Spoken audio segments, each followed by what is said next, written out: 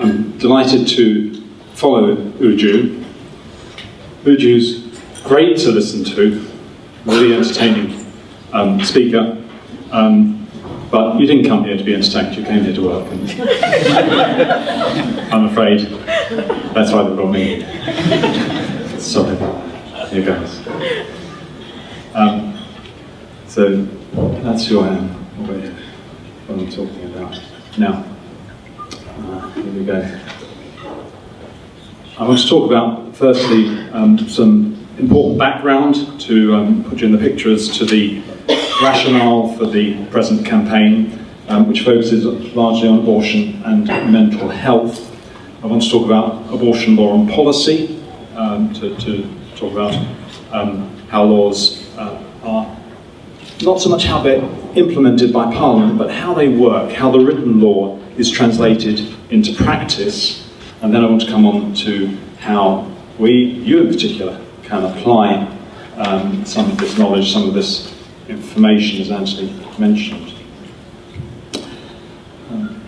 So let's start with the historical and political context that we're speaking of. The Abortion Act can be described as an unhappy compromise. We know it has led to very widespread legal abortion, but it only allows abortion in relatively limited circumstances if you read it on paper. It's unlike the law in America, for example, which gives a right to abortion in effect. Here there isn't a legal right to abortion. Abortion is confined to certain circumstances. Two kinds of conditions are imposed within the Abortion Act. There are certain conditions that are there that are requirements, if you like, of an administrative nature. They're there for, some would argue, the safety of the woman. They include things like the fact that abortions must only be performed in registered premises or NHS hospitals. Certain forms have to be signed. Only a doctor can be in charge of an abortion procedure. So there are those administrative or safety rules around the Abortion Act, and then there are also medical grounds to be fulfilled. This is what the doctors certify when they sign the abortion form, the abortion authorization form, which I'll talk about, show you a little bit more of shortly. But we have, as you'll know, a law which rapidly led to a vast increase in the number of abortions after it was introduced in 1968, passed in 1967, came into force in 68.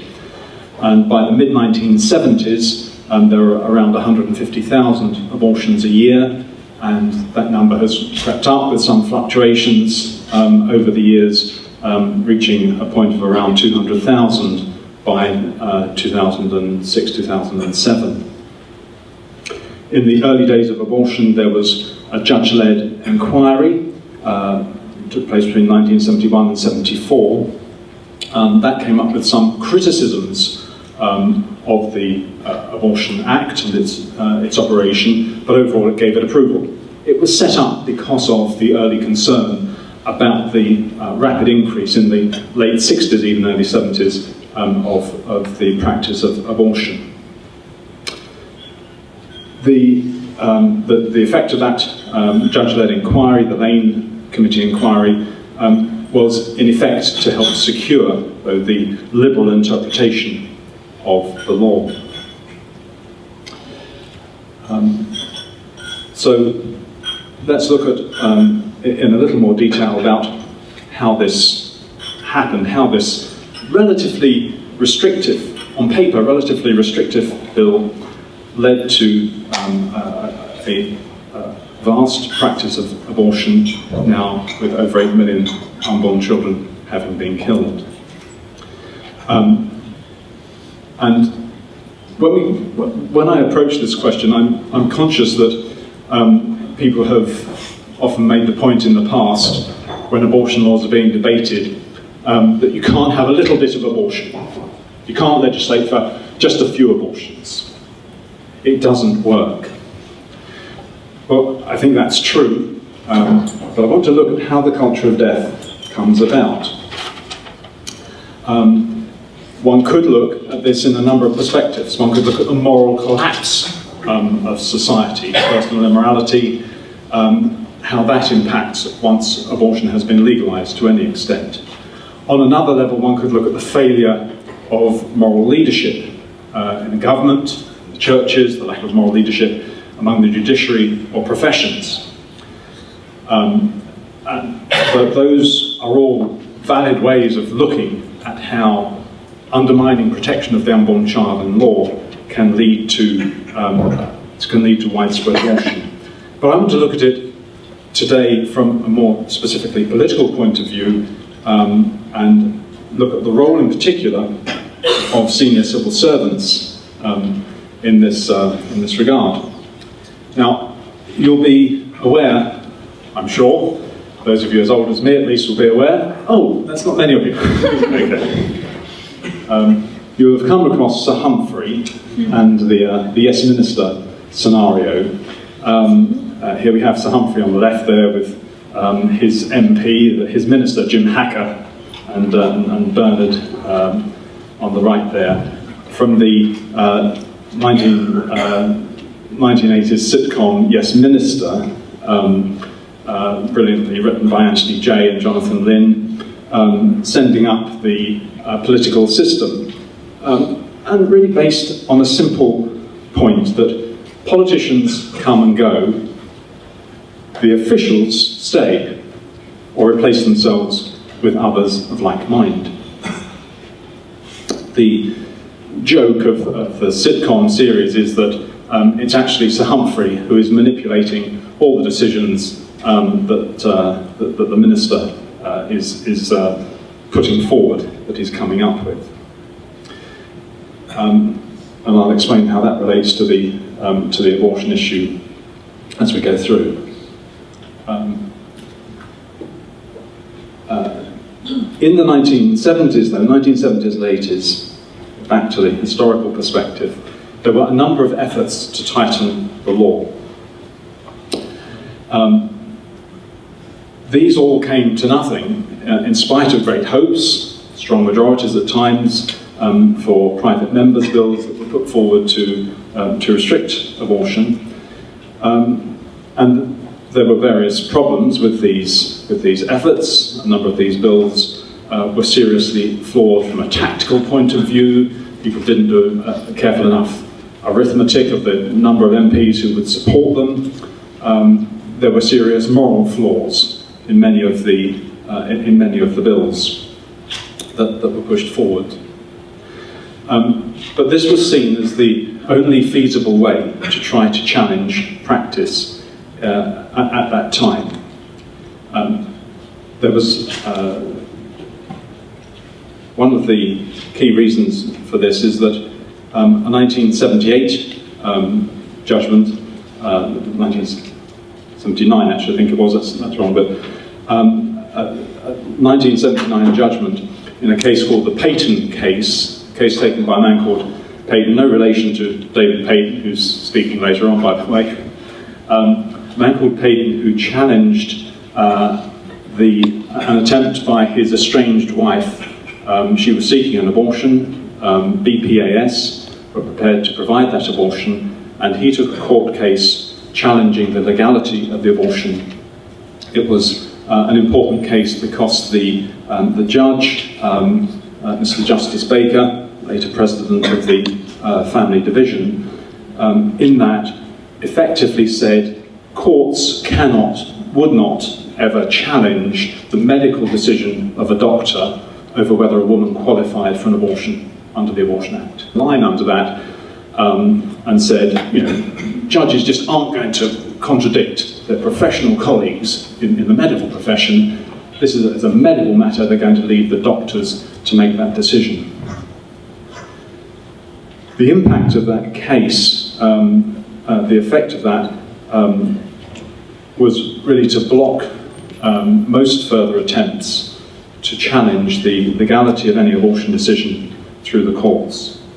There had been one or two other attempts in very special circumstances, but in general, that interpretation of the law has stood since then.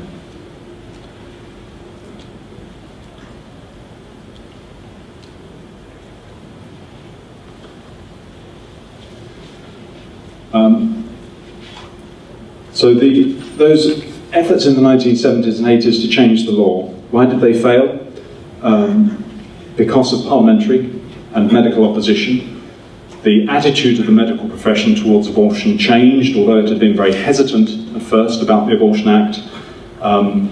Pro-abortionists came into more senior positions in major medical organisations. Bodies like the BMA began to adopt more and more pro-abortion attitudes.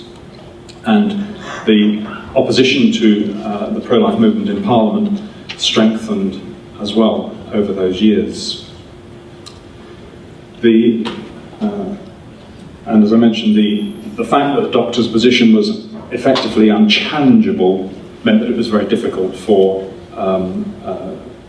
anything to be done through the courts. So that's the historic and political context that we're looking at. Now I want to go on and look at the mental health questions that are of concern to us. I'm not looking at this so much from the welfare of women point of view, although that of course is a great concern for the pro-life movement. I'm looking at it from the point of view of how it impacts on the law, on the requirements of the 1967 Act. So what's the legal test for abortion? It's the first question I want to ask. And then look at what the medical evidence says about abortion, particularly in relation to mental health. And then to look at the official review of mental health evidence that took place in 2011. So the legal test for abortion in the 1967 Act. Section 1.1 of the Act defines the grounds. Remember, I mentioned there are two areas in which the Abortion Act sets criteria: the sort of administrative grounds, like the premises, and the medical grounds on which the abortion is to be performed. Mental health is encompassed in those grounds in the clause in particular within Section 1.1 of the Act that says the continuance of the pregnancy would involve risk greater than if the pregnancy were terminated of injury to the physical or mental health of the pregnant woman. So it's a comparative test of whether the continuance of the pregnancy or an abortion would involve greater risk to the physical or mental health, and an abortion can be justified if there is greater risk in the continuance of the pregnancy. This is the form that doctors fill in. Just to explain, there's generally two forms that are important in relation to abortion. This form, which is the abortion certificate, Certificate A, which doctors fill in before an abortion takes place, they're supposed to. There's controversy over whether the doctors have to have seen and or examined the woman they're certifying, or whether, for example, they can just go by the say-so of a colleague when they sign this form. I won't get into that just now. I just want to show that this is what doctors are actually signing. You can see at the bottom there's a line, dotted line with signed next to it, and another one below it. Two doctors have to sign this, and they have to circle one or more of those grounds. You probably can't read it there, so I'll blow it up. Ground C, there on this form, says the continuance of the pregnancy will involve risk greater than if the pregnant, and it's exactly the same wording as in the Abortion Act itself. So the form just reflects the wording of the law.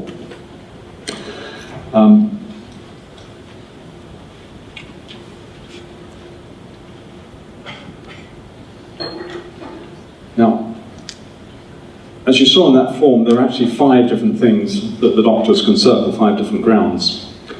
In Great Britain, though, 97 or 98% of abortions are certified on ground C. Most of the others on the ground that relates to disability in the unborn child. In England, the Department of Health, in its graciousness, has provided a breakdown of those ground C abortions into those which are being done for physical as opposed to mental health. And we find that physical health accounts for less than 1%, and anyone good at maths can then therefore tell me that mental health accounts for more than 99%. So the vast majority of abortions are being done on this comparative test for mental health.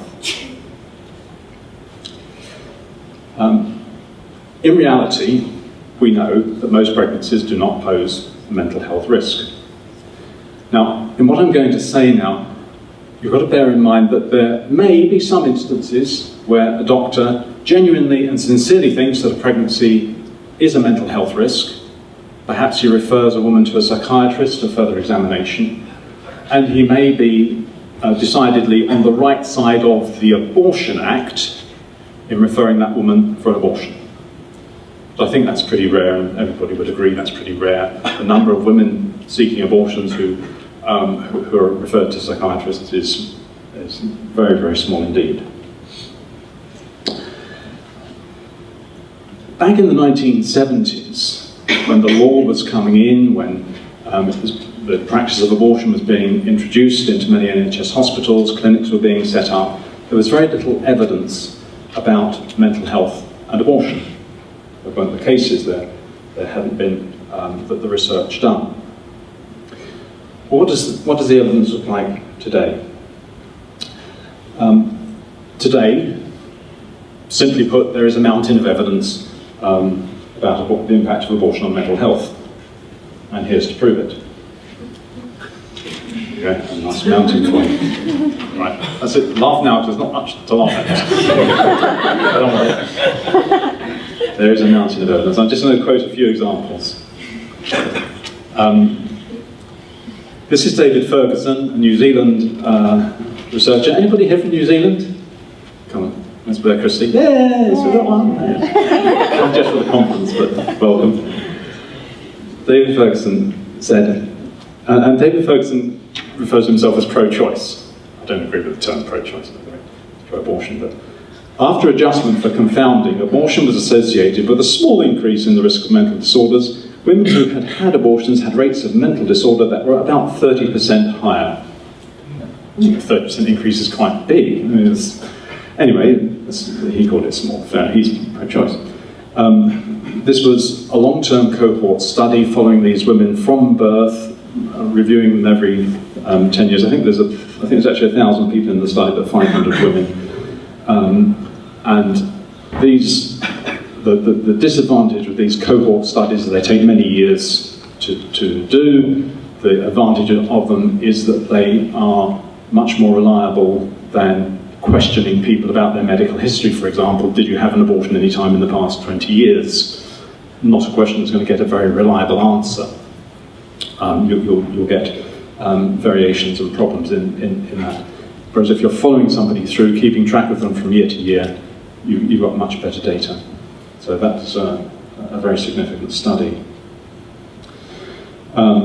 Priscilla Coleman's pro-life, actually, but she's done a lot of very good academic research. She produced an analysis of 22 studies that had covered abortion and mental health, a total of 160,000 women involved, 160,000 who'd had abortions, and for comparison, 2 or 3 times that number who hadn't had abortions, so another 400,000 or so comparators in the studies that she was surveying. And she analysed these, and she came to the conclusion that women who'd undergone an abortion experienced an 81% increased risk of mental health problems, and nearly 10% of the incidence of mental health problems was shown to be attributable to abortion.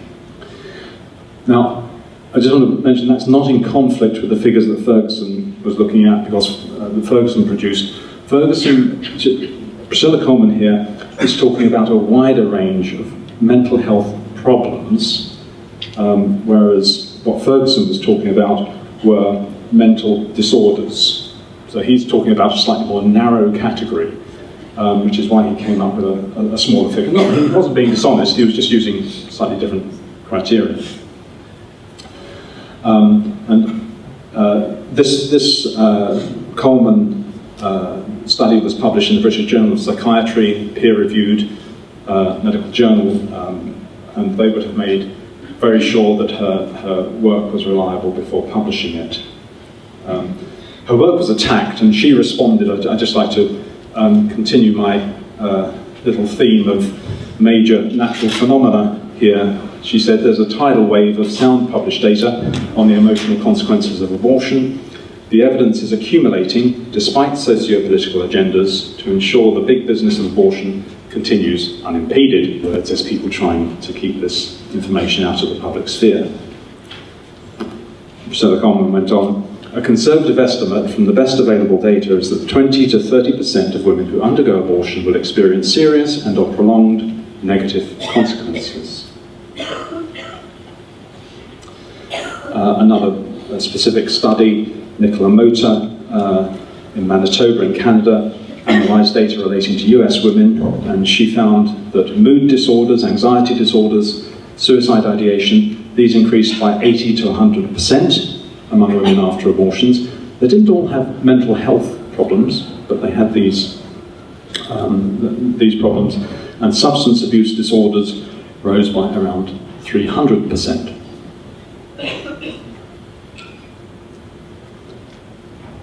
So the evidence is extensive, and it's been coming out over the past decade or so, gradually, in the work of Priscilla Coleman and others is getting more and more widely into the public sphere, being used by the pro-life movement, and giving cause for the pro-abortion side to think seriously about what they're doing. 10% of the mental ill health burden is attributable to abortion. When you're a health administrator and you're looking at your budgets and how much you're spending, if you're looking at studies saying 10% of your workload is due to abortion, that's bound to give you pause for thought. So the evidence is very extensive. It's an embarrassment to the pro-abortion lobby. Pro-life campaigners keep referring to it. Oh, pesky pro-life campaigners. Nuisance, aren't they? Post-abortion health damage, of course, is widespread. Something like 1 in 4 women has an abortion at some time in her life. And as Uju was saying, everyone knew somebody who's connected with slavery. Everyone knows somebody who's connected with abortion. Very many people know somebody whose mental health has been negatively affected by abortion. In this context, the main medical semi-official handbook for abortion practice in Britain is published by the Royal College of Obstetricians and Gynecologists, and it's called The Care of Women Requesting Induced Abortion. This is the cover of it. If you ever see a copy, you can look it up online. It was first produced in 2000. They've had a couple of revisions of it, and the latest one was done in 2010 to 11. When they did the revision in 2010-11, there were no psychiatrists or psychologists on the panel that was reviewing their guidelines. They nevertheless included recommendations relating to permitting abortion on mental health grounds. So when the guidelines were published, when the draft guidelines were published in mid-2011, a number of pro-lifers, notably Dr. Peter Saunders of the Christian Medical Fellowship and others, went on the offensive and pointed out that a body that didn't include any psychiatrists could not really seriously be making these kind of statements about the mental health impact or otherwise of abortion and pregnancies. And the Department of Health was rather embarrassed by this criticism and started backpedaling. Now, I say the Department of Health, what have they got to do with it? Well, they do have 2 observers sitting on the committee producing this guidance. This is the sort of semi-official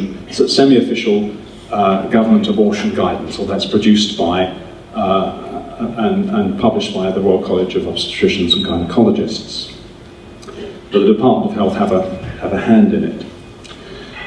So the Department of Health quickly said, well, let's have somebody else who is a specialist in mental health do a review of this evidence of mental health and abortion. So they got onto the Academy of Medical Royal Colleges, who got onto their friends, the National Collaborating Centre for Mental Health, which is the premier body reviewing mental health evidence in Britain. It's a combination of the Royal College of Psychiatrists and the British Psychological Society. And to coincide with the publication of the RCOG guidance, they produced this guidance, Induced Abortion and Mental Health. So, why am I giving you all this detail? Because you need to know, this was commissioned by the Department of Health. This is not Priscilla Coleman, a pro-lifer. It's not an individual researcher in the other side of the world. This is the Department of Health. Now, they didn't have two observers on the panel producing this guidance, not this time. They had four. Wanted to make sure. However, I would love to be a fly on the wall when they were meeting to discuss this, because I think there was a real ding-dong argument going on about the content of this guidance. It came up with this key conclusion. The rates of mental health problems for women with an unwanted pregnancy were the same whether they had an abortion or gave birth. Now for a test of wakefulness. Who agrees with that statement? Who disagrees? That's actually the second bit was the test of wakefulness. Good. Good. Yeah? It's wrong, isn't it? We've seen the evidence. Anyone can see the rates of mental health problems for women after abortion go up. They're not the same. They're not the same. But, think about it for a minute. Although it understates the damage that abortion does and betrays those women who are suffering from mental health problems as a result of abortion, it shows that doctors are miscertifying abortions. Back in the 1970s, when the pro-life movement was trying to get those amendments through Parliament, when one or two cases were going to court, we didn't have this evidence. Everything was down to the say-so of the doctor. The doctor's opinion, his opinion formed in good faith as to the risks to mental and physical health. That was the key thing. Now, for the first time, we've got some significant evidence that comes not from an individual researcher, evidence that is sponsored by the Department of Health itself. And it shows that doctors are miscertifying abortions. So that's the key issues around abortion and mental health that I wanted to show. Now, I want to go on now and talk about abortion law and policy for a moment.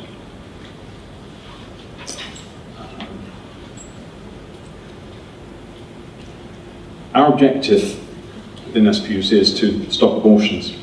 Now, we know that's not immediately possible by repealing the Abortion Act, for example, or imposing major amendments upon it. That doesn't mean there's nothing we can do. Of course, there's many things we can do at an individual level. We can get involved in great work like the 40 Days for Life and the Good Counsel Network and Helpers of God's Precious Infants and other groups outside the clinics. We can help in other ways. But there's stuff that we can do on the legal and political front as well, even though amending the law itself is not feasible. And so I want to talk about the practicalities of what we can do and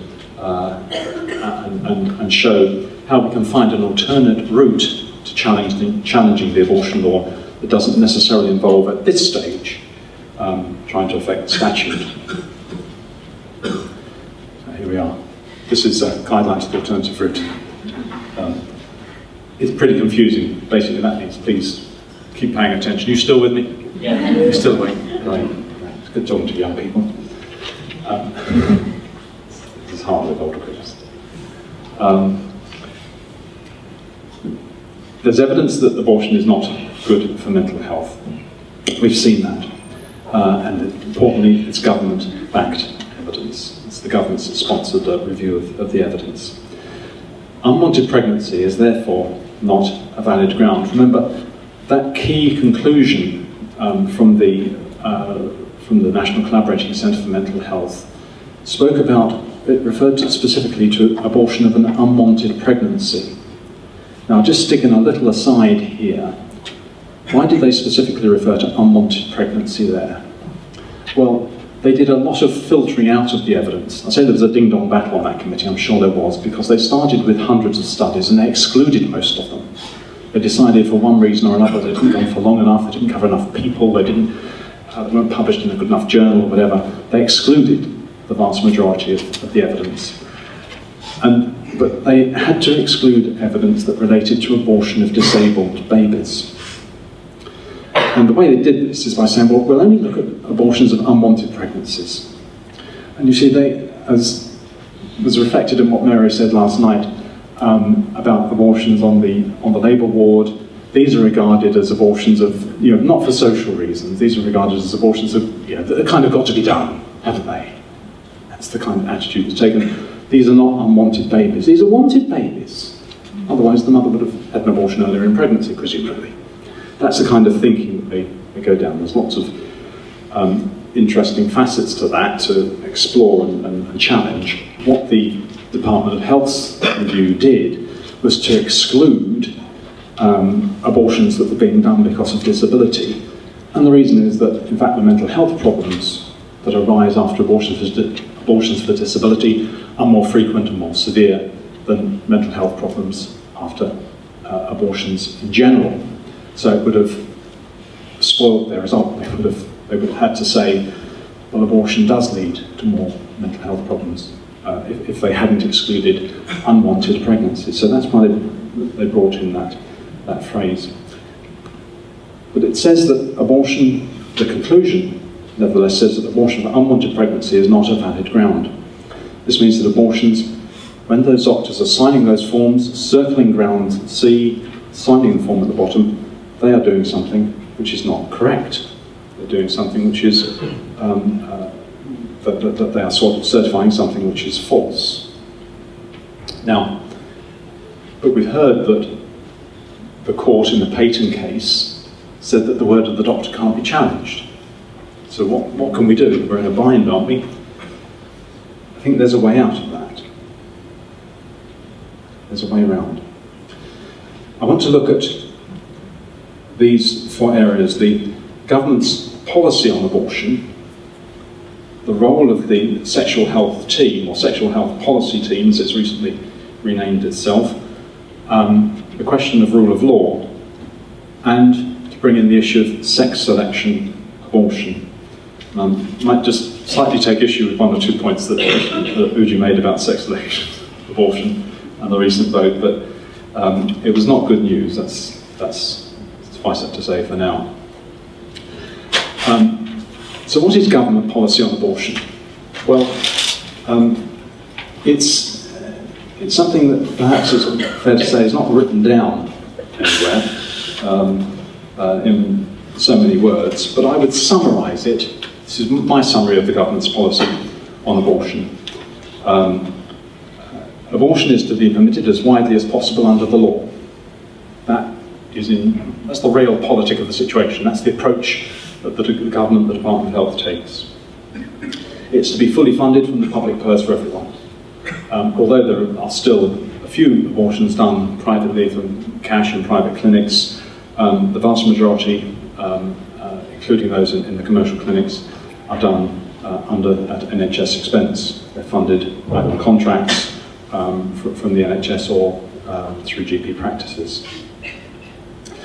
But, this is an important point, restrictions that avoid harm to women, those administrative restrictions I mentioned, I said there were 2 kinds of restrictions in the Abortion Act: the grounds and the administrative restrictions, like the premises where abortions can be done and the forms to be filled in.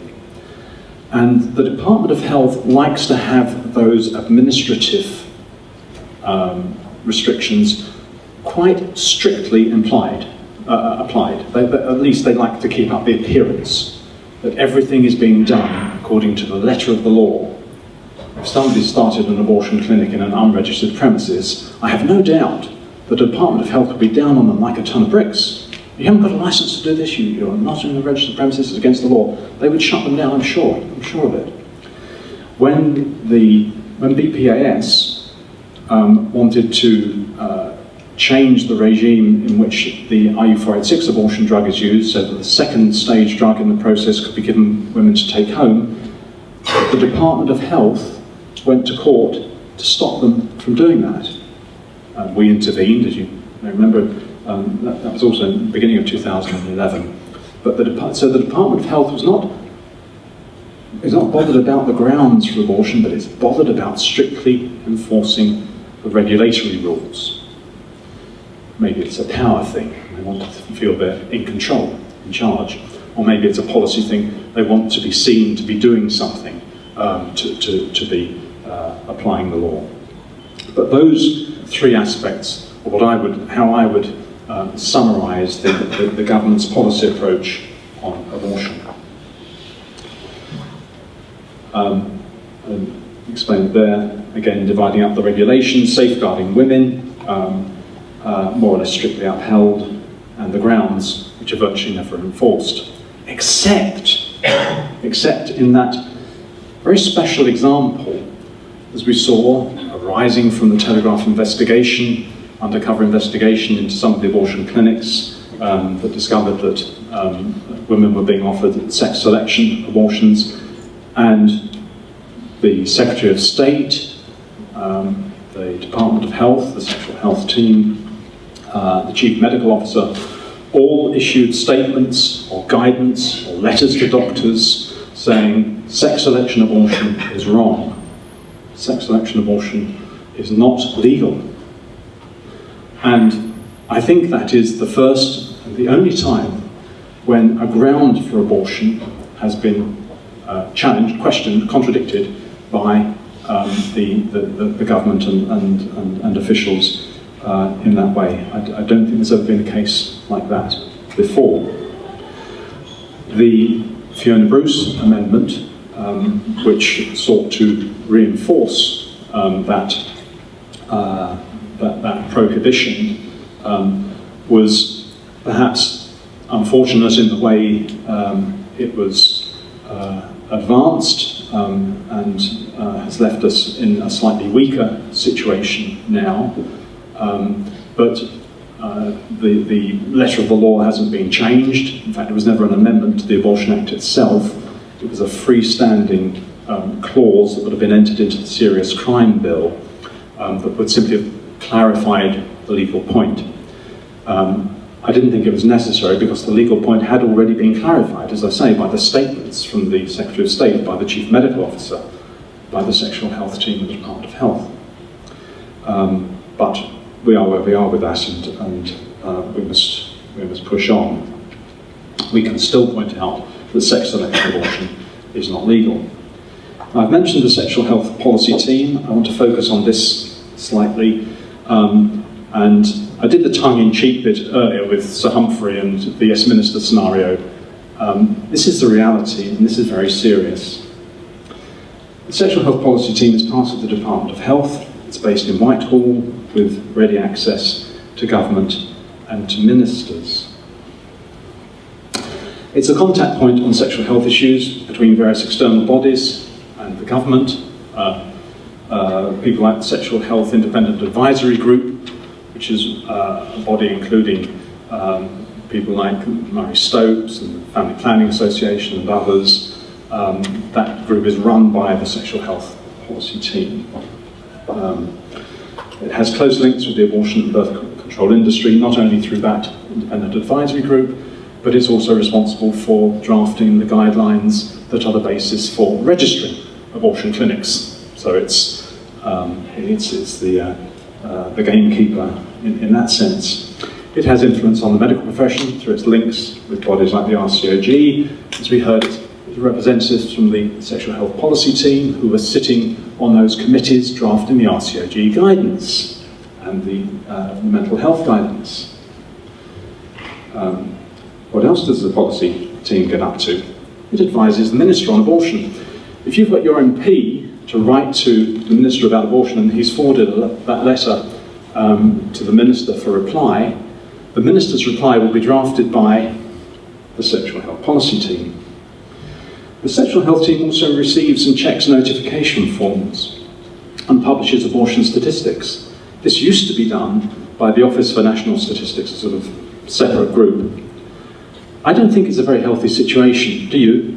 That we've got the people who are in charge of administering the abortion law who are also in charge of publishing the statistics, which, sorry, I mentioned this earlier, the required standing operating procedures, which are the guidelines for clinic inspectors, are produced by the Sexual Health Policy Team as well. Now, for those who find, sorry, I went backwards there. Yes, there we are. Sorry, it's covered those points. Policy on sterilisation, contraception, and so on. Right, for those who prefer the visual to the verbal, here's the same information again. There's the government at the top. I'm sorry the sound isn't working on this slide at the moment. There's all sorts of funny sound effects coming in here. I'll clue you in why later. But we've got the pharmaceutical industry and abortion drugs, Family Planning Association, Education for Choice, the pro-abortion lobby group, the abortion providers, the Sexual Health should be independent advisory group, otherwise they end up with a rather sad acronym, Care Quality Commission, involved in the registration of clinics, bodies like the Royal College of Obstetricians and Gynecologists, and the National Health Service, and who is sitting in the middle of this web of groups, the Sexual Health Team, which spins its web and links them together and controls for a large part of the time their access to the government and politicians as they're drafting documents, drafting the answers that ministers are giving about the sexual health policy. So all this is to say that although we can't see easily many written documents that sort of explain the government policy on abortion, this is a key group that is really running things. So my next question is, how can we get around them? Because one could suggest that we try to influence them in some way, because it's very difficult, at least in this country, to lobby civil servants. What do you do when Sir Humphrey that you're trying to deal with is utterly dead set against you, batting for the other team? We have to find other ways of getting to our destination. The way proposed in the abortion miscertification campaign is this, that we look at the use of the principle of rule of law, the principle that the government must act in accordance with the law. What's the point here? Well, we've heard that it's impossible to challenge the decision of individual doctors. Courts just won't wear it. They're not interested. You can tell them that there's lots of evidence this decision is wrong, even if you could get hold of the individual woman's medical records, and show that you had a very good case. The courts are not going to listen. They're just going to say, it's the doctor's decision. Parliament has said it's the doctor's decision. We're not interested in anything else. But the doctors are not the only ones who have to abide by the Abortion Act. The Abortion Act is a law. Well, actually, those who read Evangelium Vitae may question that. It's not a law, but for the sake of arguing with the government, it's regarded as a law. And I'm not going to stop there and leave you in suspense. I should do that.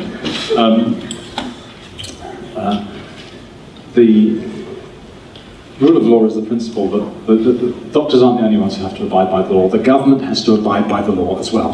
The sexual health team has to abide by the law. They have to do what is right.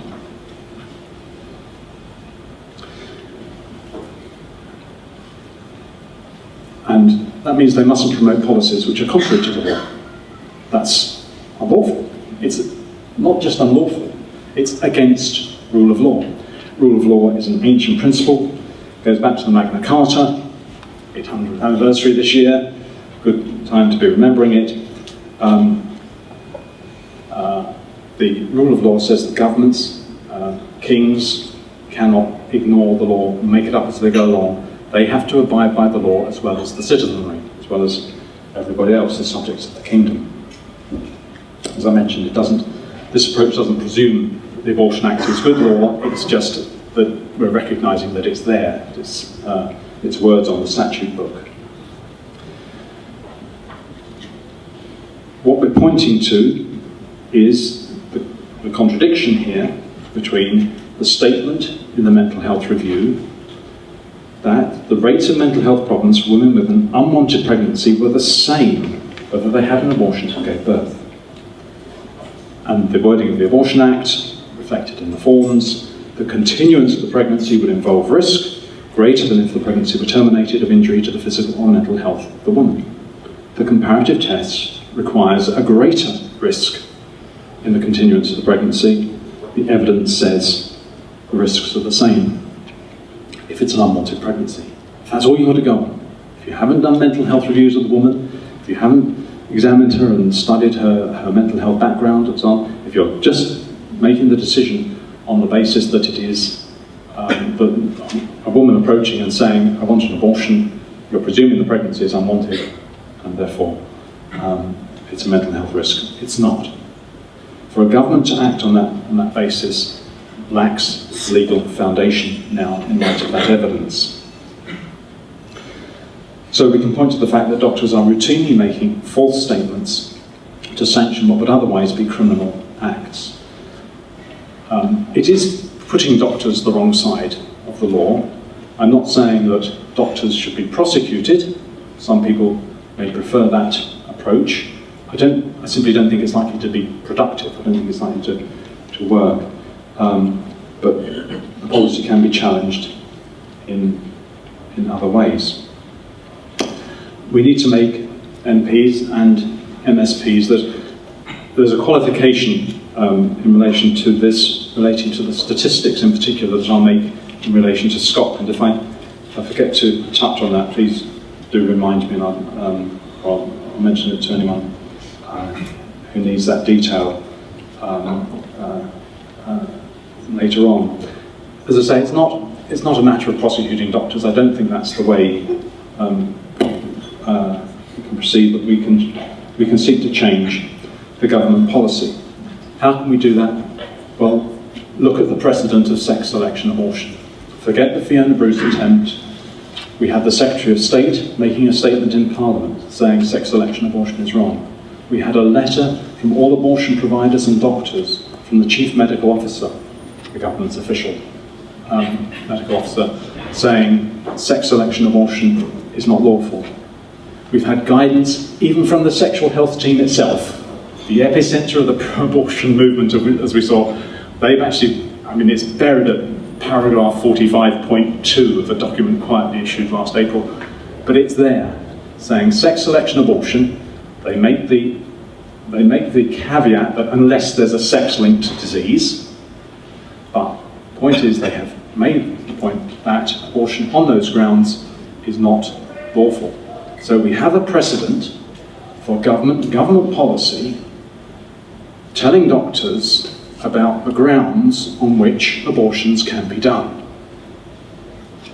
So they've done it for sex selection, why can't they do it for unwanted pregnancy?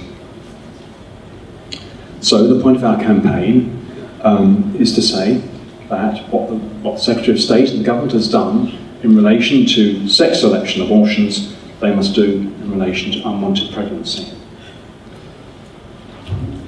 So that's the abortion law and policy part. The last bit is pretty straightforward. The things that we're asking you to do to take this forward. Get the briefing. I don't need to say this because it's in your packs. You've got your packs. There's a copy of it in there. Take it home, read it, discuss it. In fact, read it, discuss it, and do that bit before you go home. because then you can talk to people about it. Come to the workshop tomorrow and discuss it as well. So the key actions needed. We need to bring this medical evidence to the attention of MPs.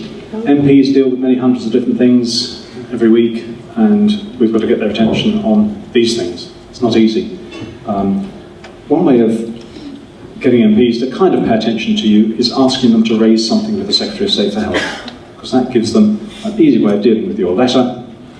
Better a letter than an email. Your letter, they just send it on to the Department of Health. They send it on to the Minister. They don't have to do anything. They just say, "Dear Minister, here's a letter from my constituents. Please can you tell me what to say to them?" Ask your MP to raise the matter with the Secretary of State for Health. This is all in the briefing. They should ask MPs to call on the Secretary of State to uphold the rule of law. That's the point. We're not looking for prosecution of doctors. The Secretary of State is answering a few of these letters now, and what the answers that are coming back is to say, well, if we've got evidence that doctors have done something illegal, that could be passed to the police for prosecution. That's not the point. They're trying to avoid the issue. It's the government's policy. They've made clear that sex selection of abortion is unlawful. They haven't prosecuted anybody on that either, in fact, but they've made clear that it's unlawful. They should do the same for unwanted pregnancy. That's what we're asking. It's not a mental health risk. So what can you do? Study the briefing. Write to your MP or MSP, asking them to raise the matter with the Minister. If you get an answer, let us see the answer that you've got back from your MP or Minister. They're important. We need to see, and we'll communicate with you about how to follow those up further.